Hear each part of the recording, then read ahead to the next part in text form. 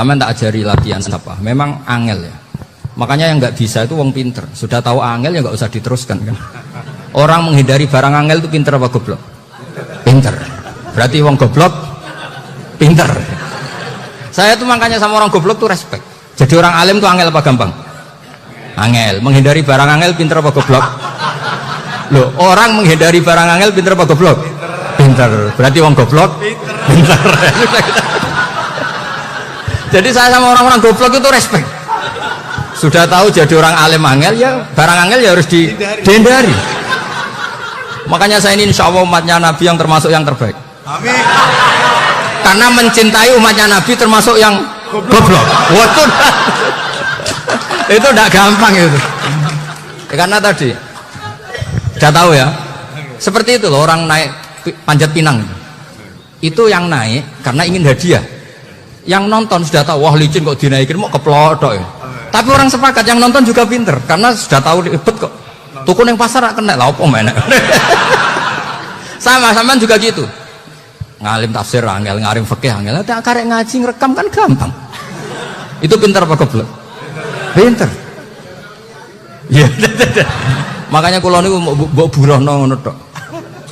Saya tadi dinasihati Mbak Firjon, muga-muga hati saya selamat. Saya itu meskipun kata orang banyak, muhibin saya banyak, tapi saya insya Allah tidak riak.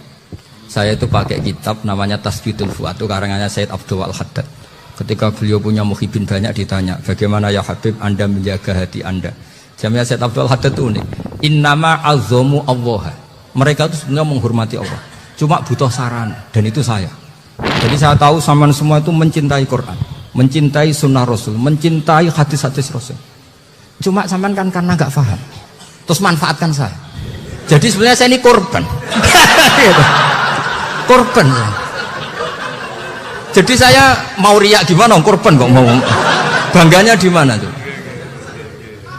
Coba sampean misalnya ngaji tafsir, belajar sendiri kan susah.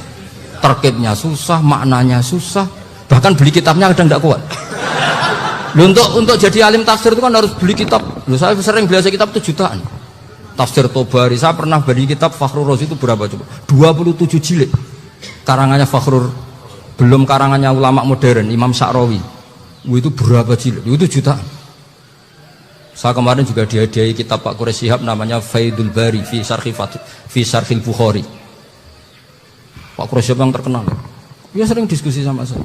Saya ngasih hadiah beliau ngasih hadiah saya. Wah itu harganya nggak kuat.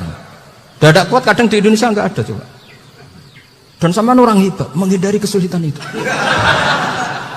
Nah, kesulitan itu sebab ngaji ikut, kalau nggak paham dirukok rekamannya sudah gitu. Pinter mana sampean nambah saya?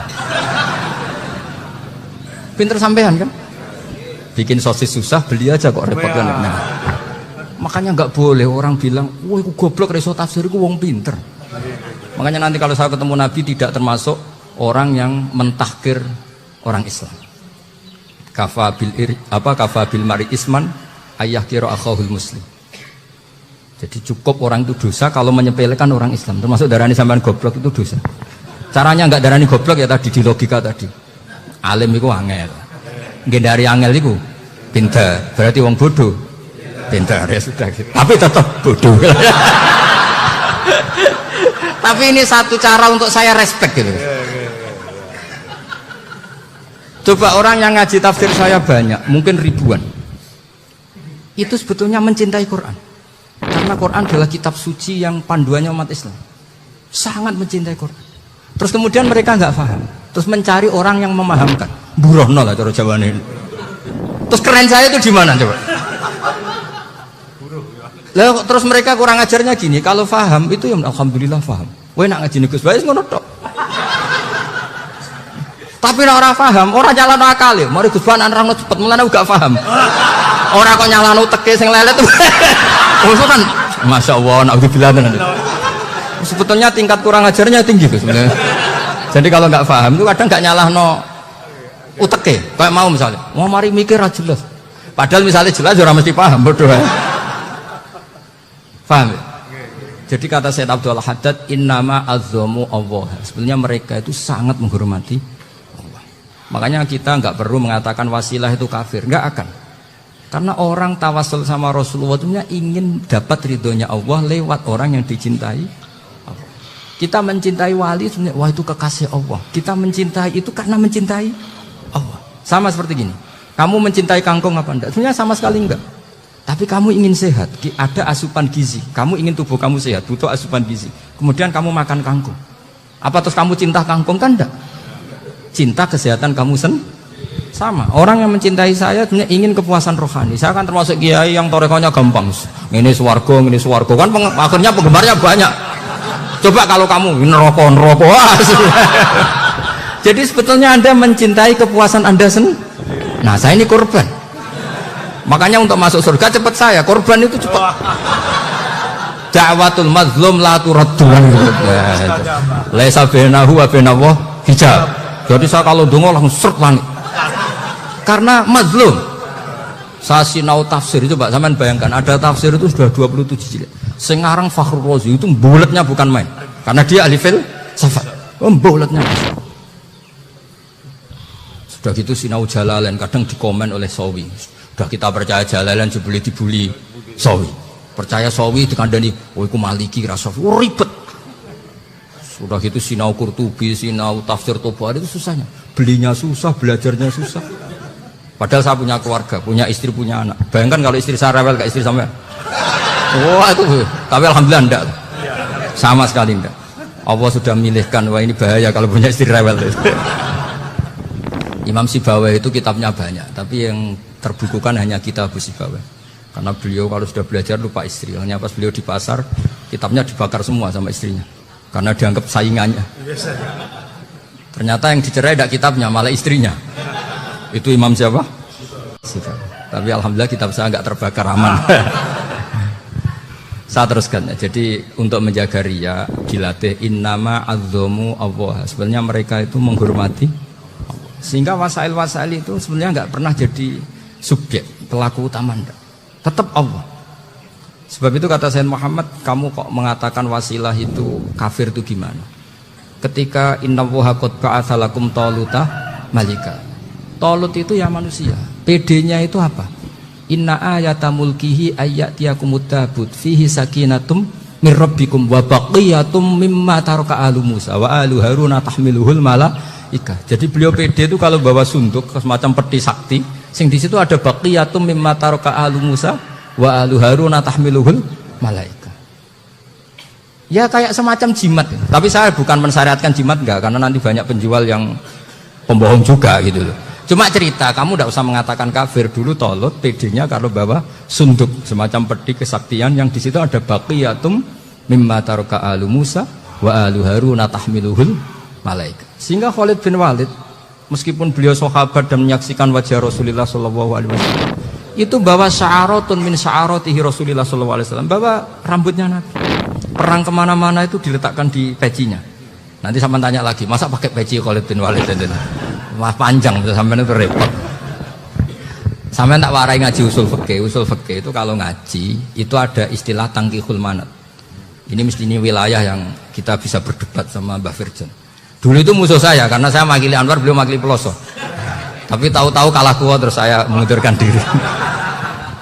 Di fikih itu ada istilah, ada tangkihul manat, ada tahqiqul manat, ada tangkihul manat. Tangkih itu kira-kira gini, lafadz hadis itu dibuang sekian untuk tahu bahwa itu madarul hukmi. Misalnya gini, tak beri contoh paling gampang. Sama harus paham, kalau nggak paham nggak pinter-pinter. Ja'a a'rabiyun ila Rasulillah sallallahu alaihi wasallam. Ya karena ini menghormati Mbah Ahmad Siddiq, saya orang alim, jadi ngaji ini tetap ada suasana alim. Ya harus ada suasana alim. Nggak perlu jadi orang alim tadi susah. Sudah ngedari susah itu pintar. Sudah itu aja. Jadi orang alim susah, ngedari barang susah pintar. Berarti orang tidak alim pintar. Nah, meskipun tetap udah itu pegangi sampai mati nanti. Lu jadi orang alim tuh repot. Itu kata Imam Ghazali, kalau orang alim kalau masuk surga itu sama Allah nggak boleh. Kif, kamu nggak boleh langsung masuk surga. Coba cari umat kamu, syafaati dulu. Nah, saya takut nyari sampean nggak bisa kembali. Saya tidak punya rencana itu. Pokoknya mau masuk. Boleh sampean kuadun, aduan balik raroh dewa, repot nanti saya. Berat jadi orang alim itu berat. Ya saya teruskan ya. Ada tangkihul manat. Ja'a A'rabiyun ila Rasulillah sallallahu alaihi wasallam. Faqala ahlaktu wa ma ahlakaka qal waqa'tu imraati fi nahari Ramadan. Ya sidang kita, saya ini rusak ya Rasulullah. Kenapa? Karena saya menjima istri saya fi nahari Ramadan. Terus kata Nabi, kamu harus bayar kafarah. Napa Nabi kafarah? Puasa 2 bulan. Wong baru 1 hari aja terjadi gitu kok disuruh puasa 2 bulan. Ya tidak kuat ya Rasulullah.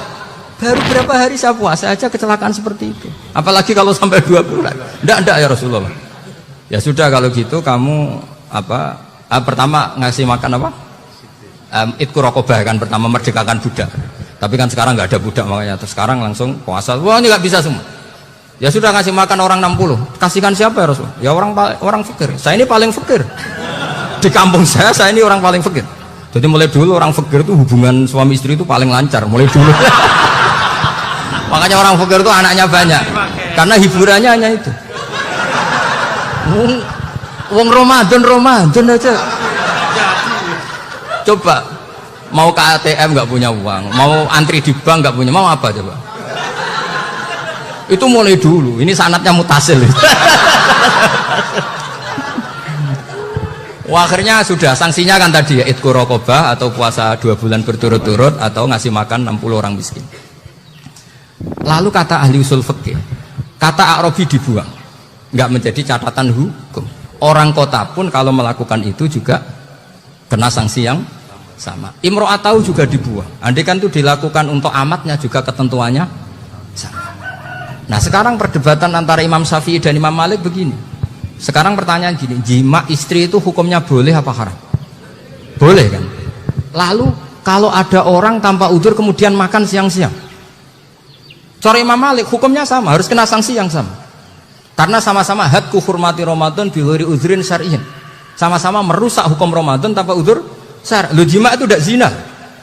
Kan hukumnya jaiz. Nah, sekarang makan hukumnya jaiz, harusnya juga kena ketentuan yang sama. Cara pikirannya Imam Malik. Nah, alhamdulillah Imam Syafi'i gak setuju. Wah, cara setuju repot. Bahkan orang-orang Syafi'i sudah punya khilaf, kalau gitu minum dulu. Iya, biar kena. Iya, biar iftarnya pakai minum. Setelah minum baru jima kan. Ya. Ini sudah menyiapkan khilafnya. ini khas Syafi'i ini, bongsong rekayasa hukum. Nanti bisa belajar jauh cara ngakali hukum.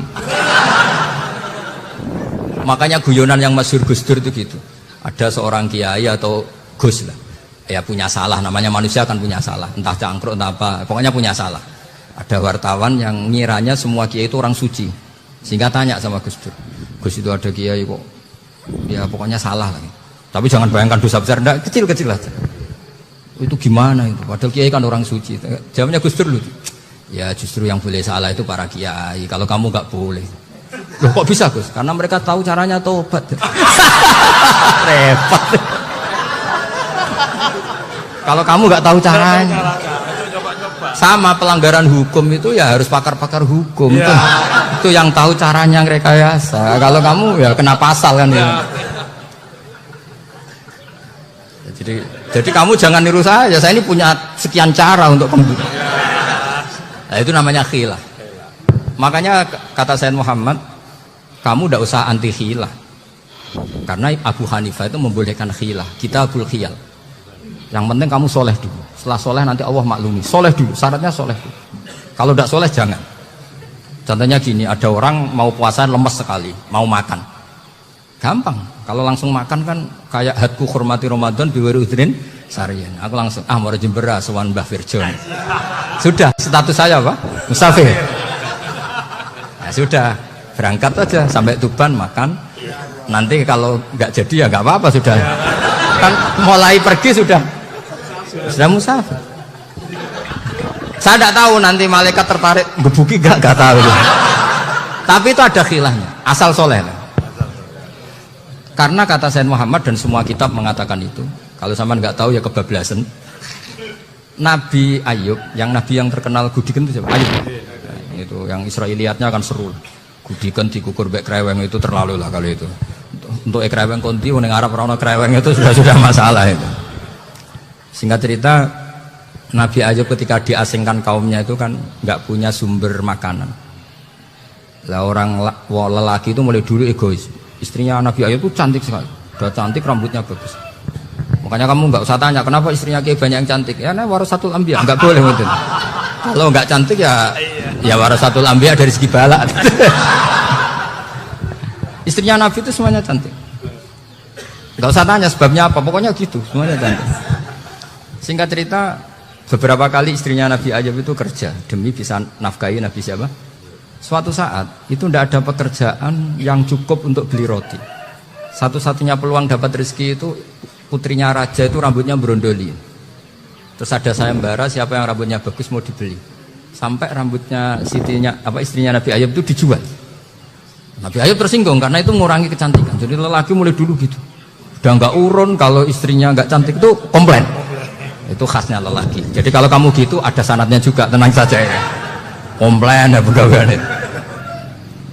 Saking mangkelnya Nabi Ayub terus ngendikan la adriban naki mi'ata sautin. Kamu akan saya pukuli dengan mi'ata sautin atau dengan 100 jambuan. Atau mi'ata dikhfin atau mi'ata apalah sesuai konteks zaman itu. Engko nak muni pecut tuku konti kok ribet lagi. Singkat cerita akhirnya ketahuan bahwa istrinya menjual itu demi Nabi Ayub. Allah nggak ridho kalau kekasihnya yaitu istrinya Nabi Ayub wis perjuangan kayak gitu malah kena hukuman.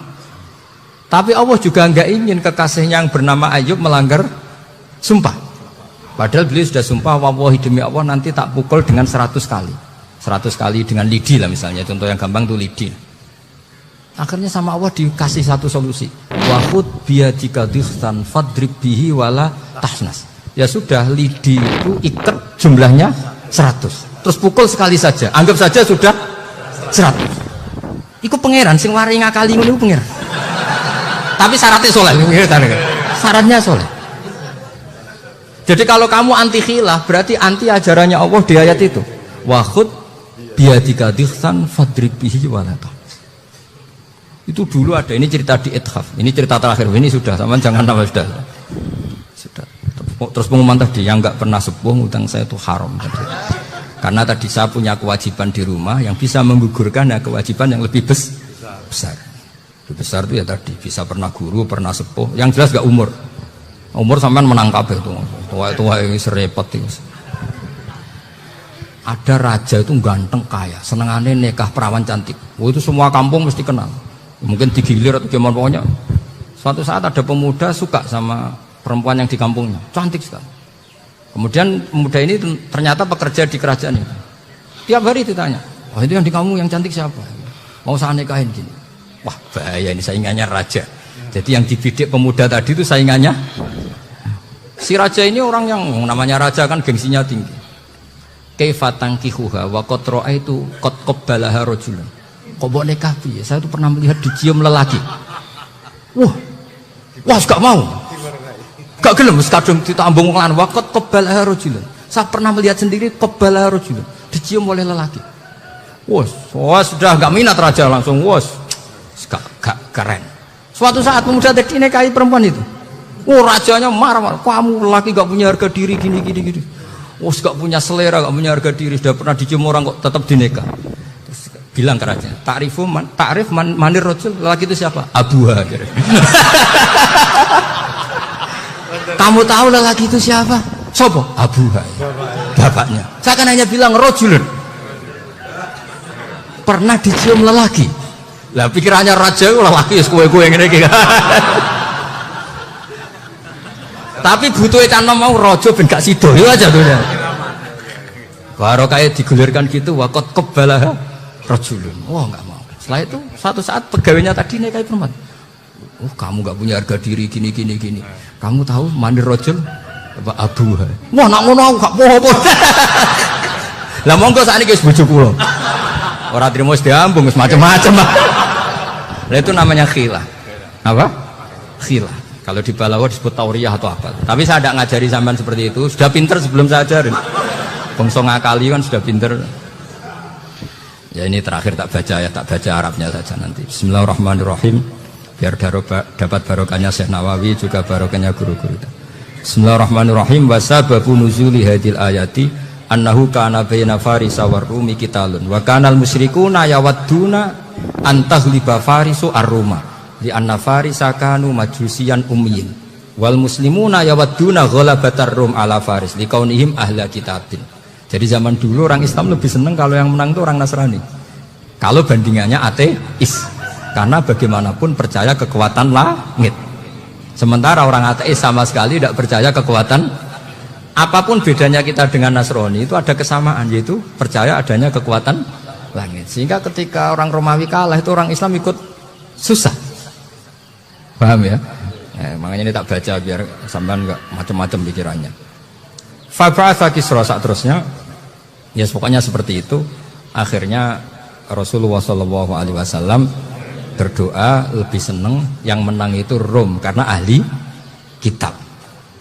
Artinya apa? Kemenangan ahli kitab adalah kemenangan makhluk atau hamba Allah yang mentautkan kekuatan kita di bumi dengan kekuatan langit. Makanya saya berharap selain kita ikhtiar, kita harus memperbanyak istighfar. Bagaimanapun semua itu dari Allah Subhanahu wa ta'ala. Kita menghormati negara dengan ikhtiarnya, tapi saya mohon sekali kita juga istighfar, karena semua itu juga ditentukan oleh Allah, oleh langit. Ya, saya kira